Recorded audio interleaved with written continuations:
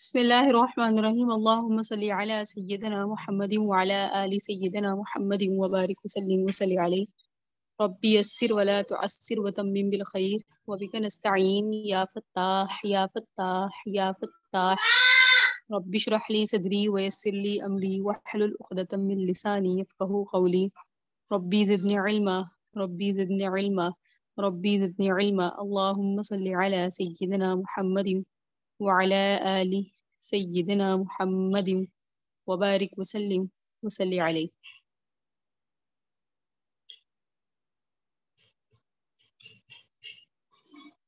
ہماری الحمدللہ سورہ عبس کل مکمل ہو گئی تھی. آج ہم سورہ تکویر شروع کریں گی. آپ کے پاس آپ کے قرآن پاک ہوں گے، اسے کھول لیجئے اور لفظی ترجمہ دیکھ لیں. ساتھ ہم انشاءاللہ اس کے متعلق جو تشریح ہے وہ بھی پڑھیں گے.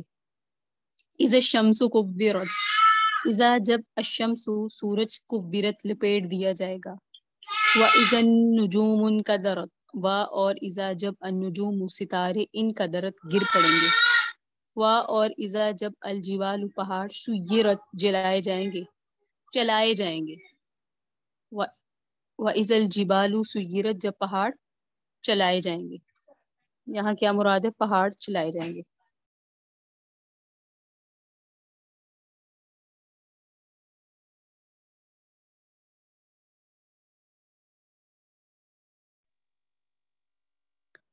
جب پہاڑ چلائے جائیں گے. وَإِذَا الْعِشَارُ عُطِّلَتْ، اور جس وقت 10 ماہ کی گھابن اونٹنیاں عُطِّلت چھوڑ دی جائیں گی. گھابن مطلب حاملہ اونٹنیاں. وَإِذَا الْوُحُوشُ، اور جس وقت وحوش وحشی جانور حشرت اکٹھے کر دیے جائیں گے.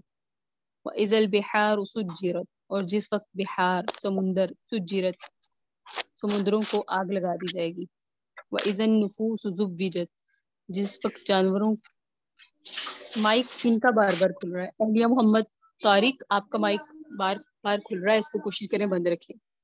وَإِذَا النُّفُوسُ زُوِّجَتْ، اور جس وقت نفوس جانوروں کو زُوِّجَتْ جوڑ دیا جائے گا. وَإِذَا الْمَوْعُودَةُ، اور اذا جب الموعودۃ زندہ درگور کی ہوئی لڑکی سے سئلت سوال کیا جائے گا. بِأَيِّ، کس وجہ سے، ذنب گناہ کی وجہ سے، قتلت وہ قتل کر دی گئی.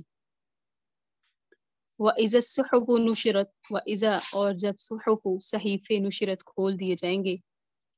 اور اذا جب السماء آسمان کا کشطت چھل کا اتار دیا جائے گا. وَإِذَا الجحیم، اور جب دوزخ کو سعیرت بھڑکا دیا جائے گا.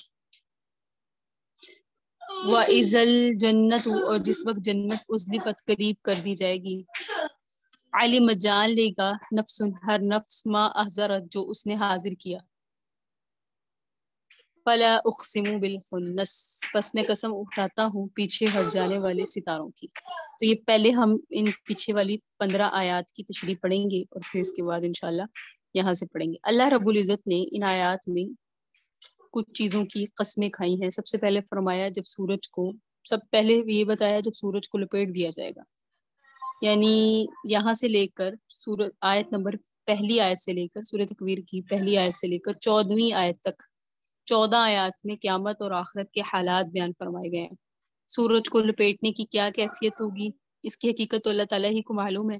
البتہ یہ بات ظاہر ہے کہ اس کے نتیجے میں سورج بے نور ہو جائے گا. چونکہ لپیٹنے کو عربی میں تکویر کہا جاتا ہے، اسی لیے سورت کا نام سورہ تکویر ہے. تو آپ سب سے ایک سوال کیا جا سکتا ہے کہ سورہ تکویر کو سورہ تکویر کیوں کہتے ہیں؟ آپ کے علم میں ہونا چاہیے یہ بات کہ اس میں ذکر ہے کہ سورج کو بے نور کر دیا جائے گا، تو اس اعتبار سے لپیٹنے کو تکویر کہتے ہیں. لپیٹ دیا جائے گا تو لپیٹنا عربی میں اس سے مراد تکویر ہے، اس کا مطلب تکویر ہے، اسی لیے سورت کو تکویر کہتے ہیں. پھر اللہ نے بتایا جہنم حشر کے دن کی کیفیت کو آگے بیان کرتے ہوئے اس کا نقشہ کھینتے ہوئے بتایا وَإِذَا النُّجُومُ انکدرت، ستارے گر پڑیں گے، پہاڑ چلائے جائیں گے، چلائے جائیں گے مطلب چلائیں گے، اپنی جگہوں سے وہ ہل جائیں گے. 10 ماہ کی گھابن اونٹنیاں چھوڑ دی جائیں گی. اونٹنی یاد رکھیں اس وقت عرب کے لوگوں کے لیے سب سے بڑی دولت سمجھی جاتی تھی. عرب کی سب سے بڑی جو دولت ہے وہ اونٹنی تھی. ٹھیک ہے، اور اگر اونٹنی گھابن یعنی حاملہ ہو تو اس کی قیمت اور بڑھ جاتی ہے. اور 10 مہینے کی گھاون ہو تو اسے سب سے زیادہ قیمتی سمجھا جاتا ہے کیونکہ وہ بچہ پیدا کرنے والی ہوتی ہے. تو اس آیت میں یہ فرمایا گیا ہے کہ قیامت کے وقت ہر شخص پر ایسی حالت طاری ہوگی کہ اسے اتنی بڑی دولت کو بھی سنبھالنے کا ہوش نہیں رہے گا. یعنی یہ اونٹنیاں بھی بیکار پڑی رہیں گی، سنبھالنے کا وقت نہیں ہوگا. ٹھیک ہے. وَإِذَا الْوُحُوشُ حُشِرَتْ، وحشی جانور اکٹھے کر دیے جائیں گے. حشرت جو ہے وہ قیامت کے ہولناک منظر کو دیکھ کر سارے وحشی جانور بھی گھبراہٹ کے عالم میں اکٹھے ہو جائیں گے. یاد رکھیے گا یہ شیر، چرند پرند اور جانور، بھیڑیے اور چیتے اور یہ جو چیزیں وحشی ہیں یہ بھی جمع ہو جائیں گی. جیسے کسی عام مصیبت کے موقع پر تنہا رہنے کے بجائے دوسروں کے ساتھ رہنے کو پسند کیا جاتا ہے نا، تو بیائی نہیں اسی طرح وہ حشر کا دن ایسا ہوگا جب ظاہر ہوگا لوگوں پر کہ یہ قیامت کا دن شروع ہو گیا، تو اس دن جانور بھی اکٹھے ہو جائیں گے.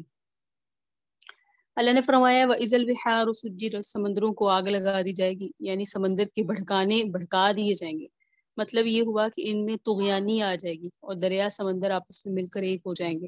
اور یہ مطلب بھی ممکن ہے کہ ان کا پانی خشک ہو جائے گا اور اس میں آگ لگا دی جائے گی. آگے اللہ نے فرمایا وَإِذَا النُّفُوسُ زُوِّجَتْ، جس وقت جانوں کو جوڑ دیا جائے گا. جانوں کو، نفوس جانوں کو زُوِّجَتْ جوڑ دیا جائے گا.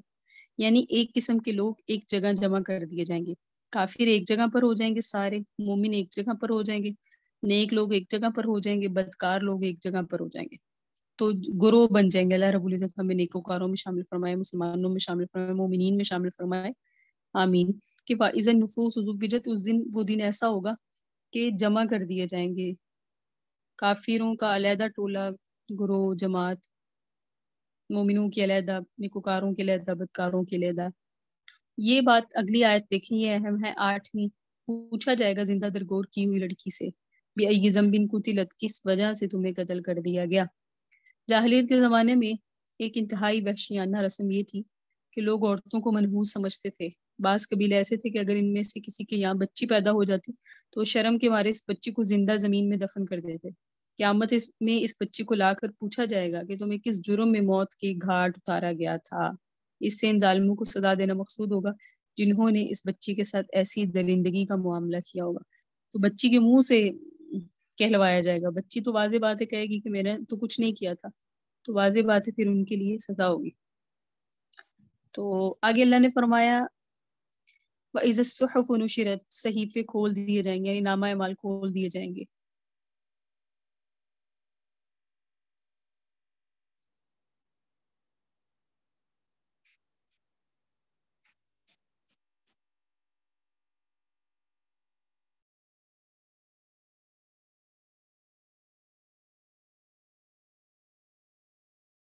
نامہ اعمال کھول دیے جائیں گے. ساتھ میں اللہ نے فرمایا آسمان کا چھلکا اتار دیا جائے گا، یعنی پردے ہٹ جائیں گے. ہم ساتوں آسمان ہٹتے جائیں گے پیچھے، اور دوزخ کو بھڑکا دیا جائے گا، جنت کو قریب کر دیا جائے گا. اس دن ہر نفس جان لے گا جو اس نے حاضر کیا ہے. کیا مطلب؟ جو اس نے حاضر کیا ہے اس کو نامہ اعمال کا پتہ چل جائے گا، میں یہاں کیا لے کر آیا ہوں. نیکوکار تھا تو وہ سمجھ جائے گا کہ میرا آج کے دن ٹھکانہ جنت ہے. بدکار ہوگا تو سمجھ جائے گا میرا آج کے دن ٹھکانہ جہنم ہے. آگے اللہ نے فرمایا فلا اقسم بالخنس، پس میں قسم اٹھاتا ہوں پیچھے ہٹ جانے والے ستاروں کی. الجوار الکنس، تیزی سے چلنے والوں کی، چھپ جانے والوں کی. الجوار تیزی سے چلنے والے، الکنس چھپ جانے والے. اللہ تعالیٰ نے قسم کھائی. پھر آگے اللہ نے فرمایا واللیل، قسم ہے رات کی، اذا عسعس، جب وہ آنے لگے. والصبح، قسم ہے صبح کی، اذا تنفس، جب وہ سانس لے. انہ لقول رسول کریم، اللہ نے یہ 4 قسمیں کھا کے کیا فرمایا؟ بے شک یہ قرآن عزت والے قاصد کا قول ہے. فلا اقسم بالخنس الجوار الکنس، 2 قسمیں. آگے واللیل اذا عسعس والصبح اذا تنفس، 4 قسمیں. صبح کے وقت عموماً ہلکی ہلکی ہوا چلتی ہے جسے باد نسیم کہا جاتا ہے. تو اس ہوا کے چلنے کو بڑی بلاغت کے ساتھ صبح کے سانس لینے سے تعبیر کیا گیا ان احادیث میں، ان آیت میں. اللہ نے یہ 4 قسمیں کہا کہ کیا فرمایا؟ قرآن عزت والے قاصد کا قول ہے. اس سے مراد کون ہے یہ بھی آپ سب کو پتہ ہونا چاہیے، اس کو بھی ہائی لائٹ کر لیں. لقول رسول کریم سے کیا مراد ہے؟ حضرت جبرائیل علیہ السلام جو نبی علیہ السلام کے پاس وحی کے ذریعے قرآن پاک لایا کرتے تھے. تو یہاں اللہ نے قسمیں جو کھائی یہاں ان کی بھی عزت و تکریم کو بیان کرنا مقصود ہے کہ دیکھیں بھئی قرآن جو ہے وہ عزت والے کا کرام ہے، لے کر جو آتا ہے وہ عزت والا ہے۔ وہ کون ہے؟ ذی قوت، بڑا طاقت والا ہے، ان ذی العرش مکین، عرش والے کے پاس بھی عزت والا ہے۔ یعنی حضرت جبرائیل علیہ السلام کا مقام بتایا جا رہا ہے کہ حضرت جبرائیل علیہ السلام بڑی طاقت والے ہیں، اور ان ذی العرش مکین، اور عرش والے کے ہاں بڑے عزت ہیں، مطاعن سمامین، اس کی اطاعت کی جاتی ہے، مطاعن اس کی اطاعت کی جاتی ہے، یعنی حضرت جبرائیل علیہ السلام کی اطاعت کی جاتی ہے، سما امین، وہاں بڑا امین ہے وہ آسمانوں میں، یعنی دوسرے فرشتوں کے سردار ہیں حضرت جبرائیل علیہ السلام، اور اللہ رب العزت حضرت جبرائیل کی کو سردار بنایا، اور جتنے بھی فرشتے ہیں وہ حضرت جبرائیل کی بات مانتے ہیں۔ یہ ساری قسمیں اور حضرت جبرائیل کی اتنی عزت اور ان کو اتنا ان کی مقام کو بیان کرنے کا مقصد بھی یہی ہے کہ حضرت جبرائیل چونکہ قرآن لاتے ہیں تو سمجھو جو قرآن لانے والا ہے وہ اتنا معزز ہے تو خود قرآن کا مرتبہ مقام کیا ہوگا۔ تو یہاں اللہ رب العزت میرے اور آپ کے دلوں میں قرآن کی عظمت بھی بٹھانا چاہ رہے ہیں حضرت جبرائیل علیہ السلام کے اوصاف بیان فرما کے۔ وما صاحبکم بمجنون، اللہ نے یہ پھر قسمیں کھائی اور ساتھ میں ایک تو یہ 4 قسمیں کھا کر یہ بتایا کہ قرآن جو ہے وہ عزت والے والا لاتا ہے۔ آگے بتایا وما صاحبکم بمجنون، تمہارا ساتھی دیوانہ نہیں ہے، وما نہیں ہے صاحب ساتھی کم تمہارا بمجنون دیوانہ، وَلَقَدْ تحقیق رآہ، اس نے دیکھا ہے اسے، رآ اس نے دیکھا ہے اس کو، بالافق المبین روشن کنارے پر۔ یاد رکھیں یہاں حضرت جبرائیل علیہ السلام عام طور پہ تو نبی علیہ السلام کے پاس کس انسان کی صورت میں آیا کرتے تھے، ٹھیک ہے، حضرت جبرائیل علیہ السلام آقا علیہ السلام کے پاس کس انسان کی صورت میں آیا کرتے تھے، لیکن حضور اقدس صلی اللہ علیہ وسلم نے ایک مرتبہ انہیں اپنی اصلی صورت میں دیکھنے کی بھی فرمائش کی تھی۔ اس موقع پر افق پر اپنی اصلی صورت میں بھی نبی علیہ السلام کے سامنے حضرت جبرائیل ظاہر ہوئے۔ اس آیت میں صرف اشارہ فرمایا گیا ہے، لیکن سورہ نجم میں اس سے بھی زیادہ تفصیل ہے۔ تو آگے اللہ نے فرمایا وما ہوا علی الغیب بضنین، اور نہیں ہے وہ غیب کی بات پر بخل کرنے والا، وما ہوا نہیں ہے وہ علی الغیب غیب کی بات پر بضنین بخل کرنے والا، یعنی نبی علیہ السلام کو وحی کے ذریعے غیب کی جو باتیں معلوم ہوتی ہیں وہ انہیں لوگوں سے چھپاتے نہیں ہیں بلکہ سب کے سب ظاہر فرما دیتے ہیں۔ جاہلیت کے زمانے میں جو لوگ کاہن کہلاتے تھے وہ بھی غیب کی باتیں بتانے کا دعویٰ کرتے تھے اور شیطانوں سے دوستی کر کے ان سے کچھ جھوٹی سچی باتیں سن لیا کرتے تھے، لیکن جب قرآن ان سے پوچھتے تو وہ انہیں وہ جو ہے قرآن بتانے کا انکار کر دیتے تھے، ٹھیک ہے۔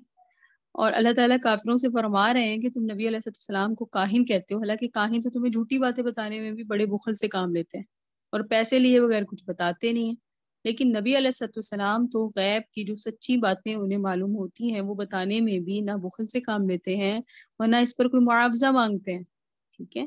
تو وما ہوا الغیب بزنی، نہیں وہ غیب کی بات پہ بخل کرنے والے، یہاں سے یہ بات مراد تھی، وما ہوا بقول شیطان الرجیم، اور نہیں ہے یہ قرآن شیطان مردود کی بات۔ اللہ تعالیٰ نے یہ بتا کر حضرت جبرائیل کی عظمت بیان کر کر قرآن کی عظمت بیان کر کے آقا علیہ السلام کا بتا کر کہ وہ معاذ اللہ مجنون نہیں ہے اور وہ حق کی بات بتانے میں بخل نہیں کرتے، یہ ساری باتیں اللہ نے بیان فرما کر کہا فَأَيْنَ تَذْهَبُونَ، لوگوں تم کدھر جا رہے ہو، ان ہوا الا ذکر للعالمین، نہیں ہے یہ قرآن مگر نصیحت للعالمین، تمام جہانوں کے لیے، صرف اس وقت کے عربیوں کے لیے نہیں، صرف میرے اور آپ کے لیے نہیں، یہ قرآن قیامت تک کے لوگوں کے لیے نصیحت ہے، ہدایت ہے، رہنما ہے۔ لمن شاء منکم، جو چاہے تم میں سے، ان یستقیم، وہ قائم رہے، وما تشاءون، اور تم نہیں چاہتے الا مگر یہ کہ ان یشاء اللہ رب العالمین، اور تم نہیں چاہتے مگر یہ کہ چاہے اللہ تعالیٰ جو تمہارے تمام جہانوں کا رب ہے، یعنی تم چاہ بھی نہیں سکتے اگر اللہ نہ چاہے، میں اور آپ چاہ بھی نہیں سکتے اگر اللہ کی چاہت نہ ہو تو یہاں اللہ رب العزت نے آخر میں اتنی ساری پہلے قرآن کی عظمت اور وہ بیان کر کے آقا علیہ السلام کی عظمت، حضرت جبرائیل کی عظمت بیان فرما کر کہا این تذهبون، کہاں جا رہے ہو، قرآن لانے والا عظیم، خود قرآن عظیم اور جس پر نازل ہوا وہ عظیم، جب تمہارے پاس عظمت والا قرآن آ گیا اور تمہیں اس کی عظمت بھی بیان فرما دی گئی تو فَأَيْنَ تَذْهَبُونَ، اب تم کدھر جا رہے ہو؟ اور یہ قرآن نصیحت ہے، اور نصیحت بھی صرف اس جہان کے لیے یا جب نازل ہوا اس وقت کے لوگوں اور جہان کے لیے نہیں، بلکہ للعالمین، تمام جہانوں کے لیے، قیامت کے لیے، آسمان والوں کے لیے بھی ہدایت ہے، زمین والوں کے لیے بھی ہدایت ہے۔ اب آپ کا فیصلہ ہے، جو چاہتا ہے تم میں سے وہ اس پر قائم رہے، اور جو چاہتا ہے تو اور وہ اس سے نصیحت حاصل کرے، اور یاد رکھیں کہ میں اور آپ چاہ بھی نہیں سکتے اگر اللہ تعالیٰ نہ چاہے۔ آخر میں اللہ نے یہ آیت بیان فرمائی وَمَا تَشَاءُونَ إِلَّا إِن شَاءَ اللَّهُ رَبُّ الْعَالَمِينَ، کہ ہمارا چاہنا بھی اللہ کی مرضی پر متعین ہے۔ ہمیں چاہیے، مجھے اور آپ کو چاہیے کہ ہم اللہ سے دعا کریں، اللہ رب العزت ہمیں دین کی، قرآن کی اور اپنے رسول صلی اللہ علیہ وسلم کی سچی چاہت نصیب فرمائے۔ آمین ثم آمین۔ الحمدللہ ہماری سورہ تکویر بھی مکمل ہو گئی۔